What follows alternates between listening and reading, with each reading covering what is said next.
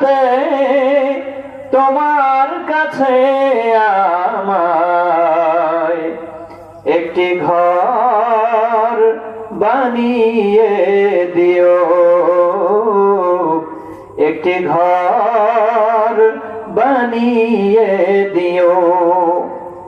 সে বিভীষিকাময় মহাদিনে তোমার প্রতিবেশী করে নিও।